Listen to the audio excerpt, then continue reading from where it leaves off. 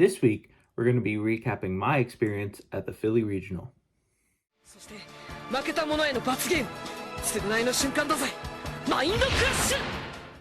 this video is going to be a little less scripted. I'm mostly going to spend some time talking about the list I played at the Philly Regional, my thoughts on it, how I would change it, my thoughts on the events that happened this weekend, the same weekend of the Philly Regional, namely the YCS and the French Nationals, and talk about what I saw in those lists that is interesting to me. On top of that, talking about some things, looking forward to the battle set that's coming out in the next week or so, and getting ready for Nats. So I want to start out the video with just going over the deck I played at the event, just card for card, before I talk about any changes that I've made. Overall, I placed 68th at the event, which, while isn't a top cut appearance, I did have the same record as people who did make top cut. I just bubbled. I had some pretty unfortunate losses pretty early in the day. Some hands that were, in my opinion, just unwinnable, like multiple times going first and drawing 5 non-engine and just passing, which is unfortunate. And I think that was part of the problem with my deck building though. I don't think I played enough engine. This event I did not play the Connect circular package, which I regret. I think it would have helped me see more varied forms of engine and not redundancies or nothing at all.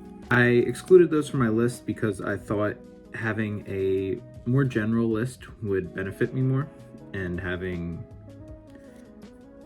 cards that don't play into droll or anything like that. I was also a little concerned about like potentially playing into time, since my opponents wouldn't know what those cards did. That was definitely a bit of an irrational thing, but also a lot of my rounds did go to 40 minutes, and I was surprised at the amount of opponents I had that had to read Malice cards still. Yeah, I don't really know how people don't know what these cards do yet. This is very clearly top 2 decks of the format, depending on if you think it's the best or the second best deck. But either way, how are we competing at events and not knowing what Malice cards do? But anyway, getting into the deck itself, I played 40 cards, played 20 engine, 20 non-engine, which, like I was saying, could have been a bit too much non-engine. But yeah, let's get into the specifics. Starting out, 3 March Hare, 2 Mouse, 2 Rabbit, and 2 Cat. Really standard Mouse ratios right now. I know 3 Cat might be picking up a bit more in popularity. I still like 2 Cat at the moment. It doesn't really convert to anything on its own, and I think there are like better forms of engine that you could play besides the 3rd Cat. And obviously the ratios on the other cards are pretty set in stone at this point. I know some people are still on the 2 March Hare wave, but I think this is just a card you want to see in every hand, at least for me. I also have 3 shiny ones. 2 Malice and Underground, and 2 of these cards, Terraforming Goldsark. Basically for the same card. They all pretty much do the same thing, just banishing a name from deck to get your play started. And then the engine requirements, 2 traps, still didn't play TV11, and Mirror. Mirror was a very strong card all day. This is also the card that people asked me to read the most. In addition, we played 3 backup and 1 wizard. I think these are also pretty standard by now. This backup is like one of the best cards, both for this deck and just in general. This is an insanely strong card, just getting to search any Dark Cyberse monster. This card definitely has a lot of unexplored power at the moment and will be played in the future for sure. Wizard also was huge during the day as a way to keep pushing through a lot of extra stuff that I really enjoyed. Like, I was really happy when I actually drew this card instead of having to search it, because it's an additional extender that a lot of people aren't playing around. Like, they see your push with Malice cards and kind of assume that you don't have a push left, and then you get to make Wizard and immediately make a Link 3. Like I said, I played 20 engine, and that's all 20 of them.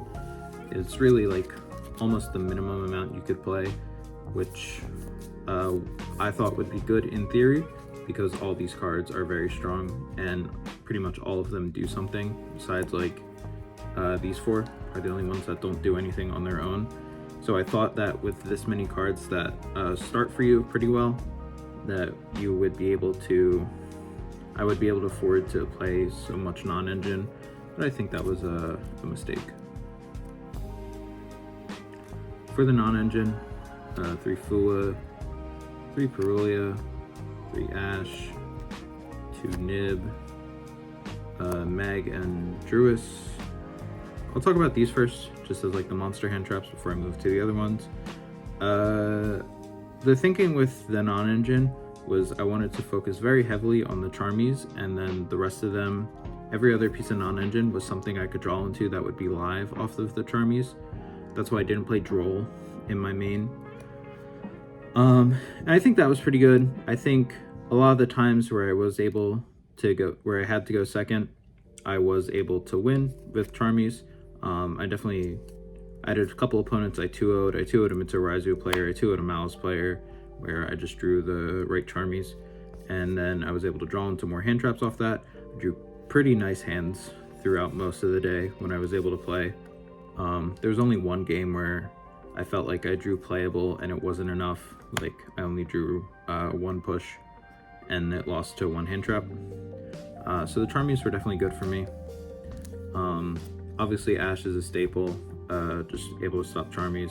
It's definitely won me the last game I played of the day. I was playing against Whitewoods, and in draw phase he fools me and I Ash it, and that's like he only had an Ash and he Ashed Cat draw, which I never think is correct. These 2 cards I want to talk about the most. I've talked about in past episodes how conflicted I feel about these cards, how they both have in previous lists come up as like kind of dead for me. I think that this event was the best that these cards ever felt for me, and I was very happy to have them in my deck. I played them as I played Nib as like an additional punish for opponents playing into Charmies, and I played Mag Druis as kind of like a supplement for some forms of engine, since they can make cards live. However, they came up also as hand traps, and having the bodies on board for both of these cards definitely came up in a lot of games that I wasn't expecting and hadn't come up before for me. It also felt like nobody was playing around Nib in the ways that they previously had when I had played these cards before. Maybe that's like just there's always like an arc with Nib where people play around it, so people stop playing Nib, so then people stop playing around Nib, so then people start playing Nib. I might have just caught it at the right time where Nib felt really good. Mag Druis also came up against like my Fiendsmith opponents and my Mitsu opponents, where I was able to attempt to Mag or Kumo and either force out prayers or just get rid of it. So yeah, these cards felt the best they had felt in a while for me, and I don't regret playing them. And 3 Impulse, 3 Imperm, and the 40th card was Called By. I played Called By in main as a way to punish Charmies. In my testing, I was getting Charmied an infinite amount of games, so I just wanted an extra card to try and stop them. I know most of the times people say that you don't really need Called By in main because the thing you care about most is Lancia, and that's a side card. But just the amount of Charmies I was getting hit with in like the locals before and stuff was making it feel really hard to play and win games. So I was happy I had the Called By in main for sure. And then Impulse and Imperm are also just like standard at this point. Just more cards you can draw into off of Charmies that'll be live and stop your opponent's turn. So yeah, that was the main deck I played. Onto the extra. I played Malice Links, obviously. 1 of each. I don't think you need to play anymore right now. Unicorn isn't really that popular of a card. Kashtira decks in general aren't really doing that well because of like low ceiling kind of things. So yeah, these cards were really strong. Cryptor especially. If I have to explain to one more person that they can't negate Cryptor, I might crash out. Play Double Ling, Almirage, Link Spider. Almirage came up a lot because of the amount of hand traps I was playing, so I was really glad I played that. I know it's like kind of a fluctuating card where it's not in some people's list and it is in others. It definitely came up for me. It even came up in situations where I would Gold Sark for Dormouse, and the Dormouse gets summoned, but then it gets impermed, and so I like normal a hand trap, turn it into Almirage so I can make a Splash Mage, so then I can revive the Dormouse and try and make a Link 3. I did get nibbed a bit, so Link Spider came up, and obviously Double Link comes up. This card is very, very strong, and it came up both for combo lines and as like end board pieces. For Link 2s, Wicked, Splash Mage, Dark, SP. I don't think I ever made SP during the day. That's kind of a thing I've been noticing in a lot of Malice lists. A lot of people say that they don't really need this card and they think it could be cut. It obviously is very strong. Since I was playing Nib and Bestials, it had the opportunity to come up more since I had more non-Cypress bodies that I needed to convert into a Link 2 that I could Link climb with. So if I had a Bestial or a Nib on field, I can normal Cybers, turn it into Lingeribo, then banish a Malice and make a Link 3 that way. But I don't think that ever came up for me during the entire day. So Little Knight didn't need to be in my list, but it is like in theory still a crazy strong card. Wicked and Splash Mage are obviously essential. Wicked won me a game against Mitsu Rise because I was able to go normal summon a name, convert it into Lingeribo, and then go Wizard Effect. And he used Detonator on the Lingeribo, but I was able to summon both the name, summon Wizard and the name, make Cybers Wicked, and then play underneath of it. And he just, like, his Detonator was dead for the entire turn. Made it very easy. Then obviously Splash Mage is just really strong. This card is also very nice, as it is always 2 access code pops, because I pretty much make this every turn I play the game, and it is a water. And I usually only have Witter and Dark monsters, so having the additional pop is very nice. I want to talk about Dark specifically. Dark came up more than he had in any of the weeks of testing. Maybe it's because I played against Malice, and there's not that much Malice on my locals.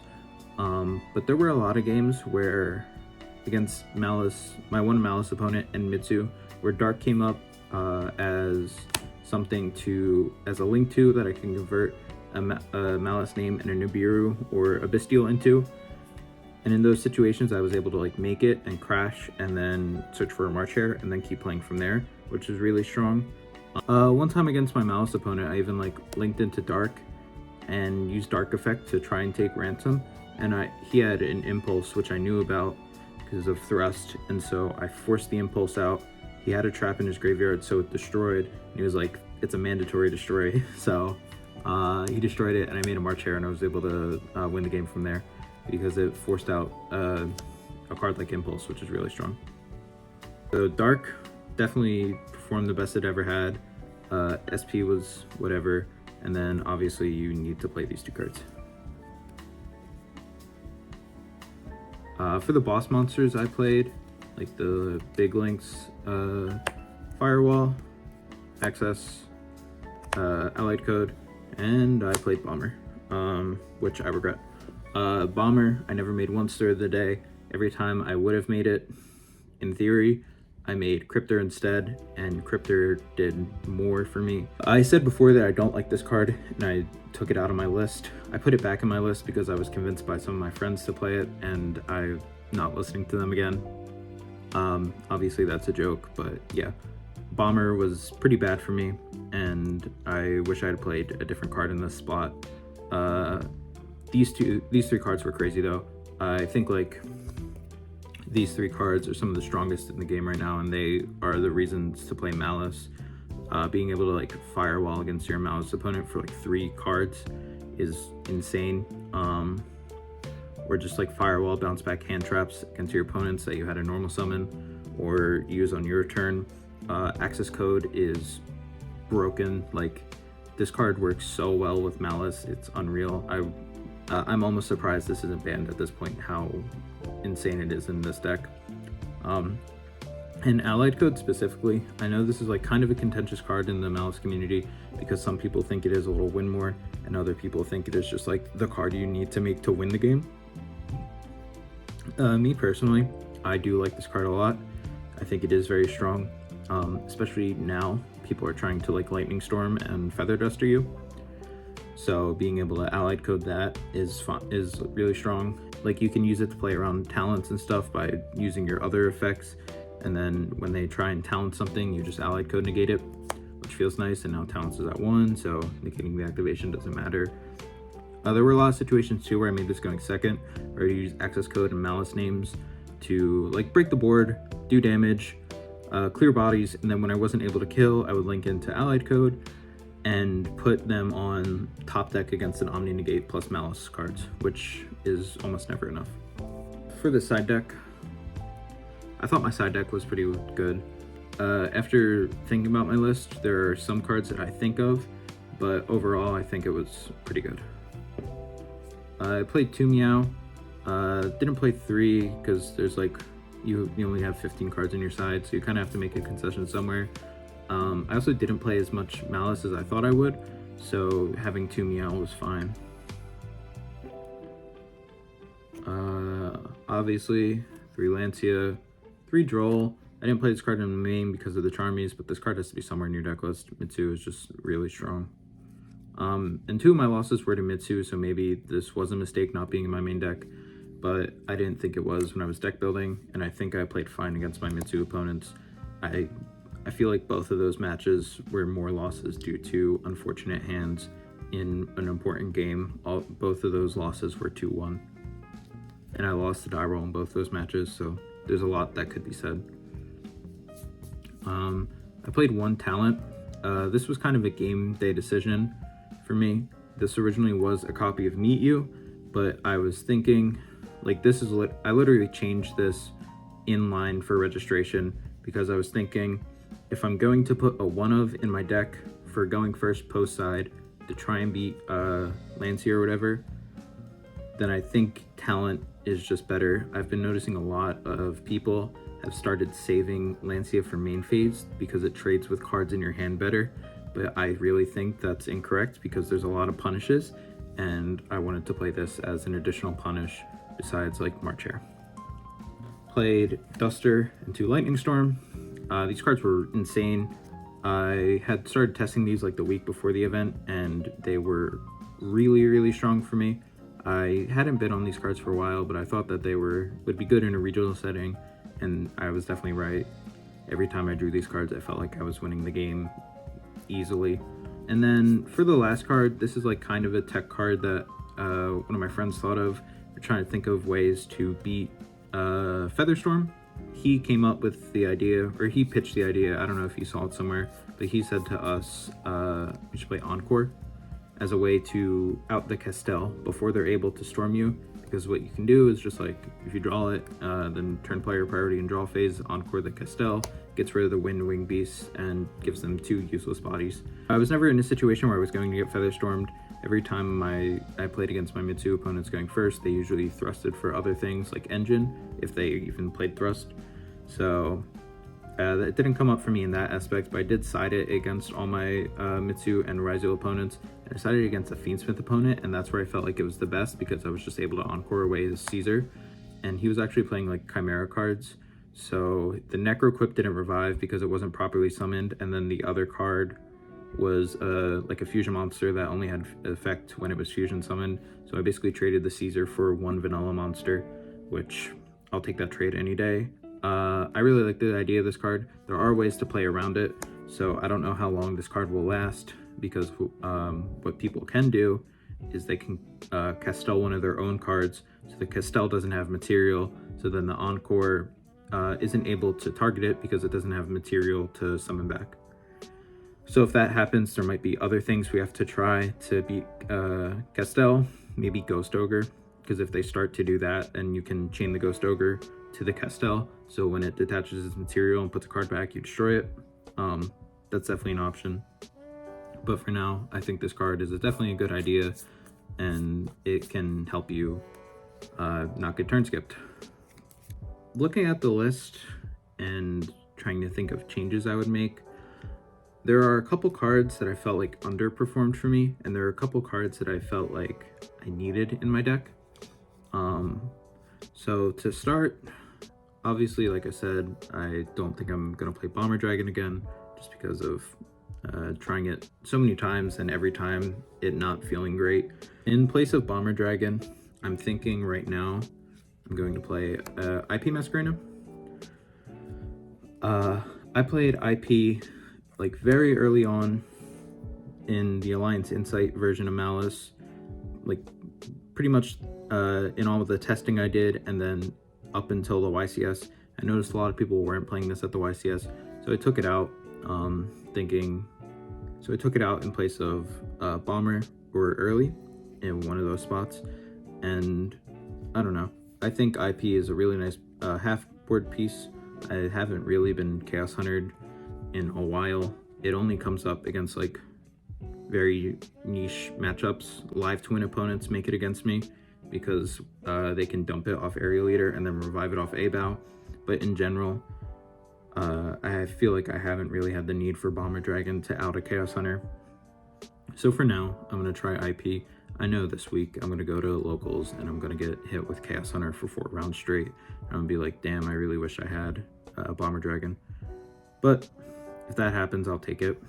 So yeah, IP will be the 15th extra deck monster. As for a temporary solution for kind of the lack of engine, I do like the Connect package, and I do still think that's something I would definitely consider playing for big events. But I think the thing is, I think non-engine is too important right now. And while those cards aren't bricks, some of them aren't starters. Like Sigma doesn't really start on itself. Circular can start for itself, but Connect also doesn't start for itself. You need to have a monster in your hand, which is not a huge requirement, but it is still a requirement. And so while those are great extenders, I wanted more starters, I noticed. So I think right now I'm going to play 1 copy of Meet You in the main. I was thinking about cards I would want to take out to put Meet You in the main so I could stay at 40. Right now I'm thinking about moving the Call By to the side deck and replacing it with Meet You. This kind of tips the scales in favor of more engine, since it'll be 41 or 21 engine, 19 non-engine with the Called By in the side. It's still also like an easy thing to side into when you go first and you take out the Charmies. But now, since I am going to be adding a new card to the side, I was trying to think of what to take out, and I think the card that felt the least important to my side was the Meows. I've noticed a lot of people not even playing Meows in their list at all. I was trying to respect Malice a lot, which I do think this card does, but I do think I'm, 1, still have enough cards to beat Malice in my deck, and 2, I'm pretty confident in just my play in the Malice mirror. Now I'm going to be taking both Meows out of my side deck and replacing one of them with the Called By. I was trying to think of what other card I could put into the side deck, since it would only be 13 cards after taking these 2 out, because like all these cards I think are mandatory. Encore isn't necessarily mandatory, but I do think it is strong enough to be played right now. And so the last card I think will be a copy of Crossout. This card will specifically go in just for the mirror. I don't think I'm going to be siding Lancias in against matchups where it isn't good. I'm not really a fan of doing that, and that's the reason I stopped playing Crossout. But I'm essentially using it as an extra way to stop the Malice mirror, since I'm taking out cards for the Malice mirror. Yeah, Crossout is really strong, both as a way to stop Lancia and to stop like Malice Engine. And now it's like really cute. You can do stuff with March Hare, where like if you stop your opponent's Dormouse by crossing it out, then later you can like March Hare target the Dormouse to add it back to your hand, and then you have a Dormouse live for your turn. There aren't too many events I have to prep for between now and Nats, so the side can definitely change with considerations for Duelist Advance coming out and the Battles of Legends set coming out very soon. So yeah, we'll have to wait and see how that changes, and obviously these videos have been coming out weekly, so I'll keep you updated as that happens. So now I want to take a little bit of time to talk about the trends I noticed over the weekend with some of the Malice lists that placed pretty well at larger events this weekend, or that some of the higher level players were using. I saw some posts on Facebook and Twitter of top level players playing at regionals, or the YCS, or the French Nats lists that actually won. So we got our big event win. People still saying it didn't win a YCS, but French Nats was the biggest event this weekend, so I'm counting it. That list was actually very interesting, and I think I have a bit to say about it. So this wasn't a card that was in any of the lists I saw this weekend, but it is a card that is seeing a bit more play in general, and it was something I was testing for this regional but decided against. People are starting to play Heat Wave as like a going first card. I tested it for a little bit. It felt pretty strong as just like a way, like just turn skip, like you can't summon any monsters, pass your turn. But I put this in expecting people to be playing Lancia in draw phase as a way to play around March Hare, Allure Darkness, and Talents, and that wasn't what most of the people I played against were doing. So Heat Wave kind of got punished by people holding Lancia. I noticed both the games I Heat Waved somebody in turn 3, I still had to play through a Lancia, which made it really hard to kill, even though I did win both those games because I was still in such an advantageous position since I was able to go to battle phase on basically my first turn. After Heat Wave is a card I talked about in my second video, talking about some tech options, which I feel like I definitely got called correctly. Mistaken arrest has been everywhere. I know multiple of my friends got hit with arrest during the regional. It was in the list that won the French Nats. Yeah, this card is just showing out in a big way, and I think I even said in the video this is going to be one of the cards that sees a lot more play this format, and it is definitely doing so. This card turn skips Mitsu opponents, turn skips Raziel opponents, turn skips pretty much most of the matchups you'll see in a regional, except for like Malice or like Live Twin decks. That deck doesn't really add at all unless they like only have access to Fiendsmith cards. Another thing I noticed in topping lists from pro players, I saw this in both Aditya's list that he posted on Twitter that he got 7-1 with at a regional, and Ruben's list that he got top 16 at the Ecuador YCS. People started playing Droplet, which I think is very interesting. I talked about a little bit last week trying to side Droplet as a way to deal with Chaos Hunter. I noticed people were main decking this instead of Imperm, and I really like that idea. I was toying with removing Imperm from my list for this regional, and to see that other people were also having that idea kind of makes me feel better about it. In a lot of situations, I've noticed when I'm going first, I do have dead or redundant cards in my hand, and usually they can serve as like a thing with follow-up or something, but in Malice, you add so much follow-up over the course of your opponent's turn by adding like a March Hare, you add cards from your graveyard, you summon your bodies back. So like additional follow-up that you add on your own turn, or you open back up, but you need to go into Wicked to banish the ransom or something like that. So you still have to add another backup, like, or Charmies that you have in hand going first. It's a lot of redundancy. So I really like the idea of playing Droplet. I think I'm going to try this in my main deck instead of Imperm this week. I think specifically I saw a list that was playing 2 and a called by instead of 3 Imperms. So maybe I'll do that and I'll put the called by back in my main deck like I said earlier. I haven't finished the list I'm going to play this week at locals. I skipped locals today because I had a pretty busy weekend with the regional, and then yesterday I went to Pride. So yeah, Droplet is definitely something I'm going to be experimenting with though. I think this card's really cool. One of the biggest things I noticed about the list that won the French Nationals, that I'm sure a lot of other people have noticed too, is we were playing Gamma and Delta. In a previous video, I talked about how I don't think it's the right format for anti-spell fragrance because there aren't spells that are so strong like there were in Snake Eye format, where like if you activated Original or Nightmare Throne or Sangan Summoning or any of those spells, the game pretty much ended. Now besides Mitsurugi, a lot of decks aren't as dependent on spells. So I kind of felt that way about Delta when I was thinking about siding these cards, because these cards are always on my mind. I love the Psy-frames. But after seeing the level of representation Mitsurugi had, and even just the amount of it I played, it was like by far the most prevalent matchup I played at the regional. I played 3 of it in a 10-round regional.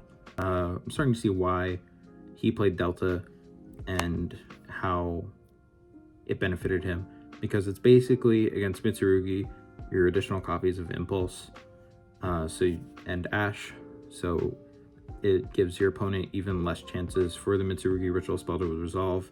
And I think in that context, I do actually see why people would play it, and I do like it. It's the downside about anti-spell is it can only be used going first, whereas being able to stop that spell going second is definitely a lot more valuable. And obviously, you also get to play Gamma, which is one of the best cards ever printed. Big fan of Gamma. Don't think it should be at 3, but I just like the card. So this is also something I would consider trying out. I'm not sure. I'd have to change my side deck a lot. That list that won the French Nats, for example, wasn't playing any Charmies in it, which was very surprising to see. And I think playing the Psy-frames and the Charmies is something that kind of conflicts, because if you Psy-frame, then your Charmies are turned off, but you usually would be Charming first anyway. I don't know. I'd have to think about it a lot. There are a lot of commitment for a side deck, and like he was main decking this card, which I wouldn't be able to main deck. So I'd have to start like eating into some of these cards. So yeah, I'll see about that for sure. It's definitely something that is interesting to me. Another thing the French Nats player was playing was Link Disciple. I had like played this card for a very short minute before, when we were playing like the Bestial version of Malice. I can't really think of like a reason why he would be playing this specifically. I haven't gotten around to watching the deck profile yet, so if there is like a reason he talks about specific, I will put it on screen and highlight that. My first instinct on why he would be playing it is it's an easy way to get another attribute for access code, which I like the idea of, because that is definitely very relevant, because usually you only have 2, maybe 3 if you get to full board and you still have to make access code on turn 3, because you have the Firewall Dragon. Generally, that's the main reason I think he would be playing Link Disciple. I don't think the Tribute to Draw effect would come up that often, but maybe I'm mistaken. Looking forward to the next couple weeks. I think next week I will be doing a video that focuses mostly on the Battles of Legends set that's coming out. Maybe even a box opening. Maybe I'll be the only American to pull a Starlight. And I will probably do a locals video where I showcase a match of playing Fiendsmith Punk. Like I said in the last video, I do like the Punk cards a lot, and I'm really excited to get my hands on those and have some fun playing with them. After that though, it will just be the Nats grind pretty much. I've been trying to think of ideas for videos to fill the time between then that aren't just like, this is what I played this week. Think about doing some videos doing test hands, videos about the impact Duelist Advance will have on the format.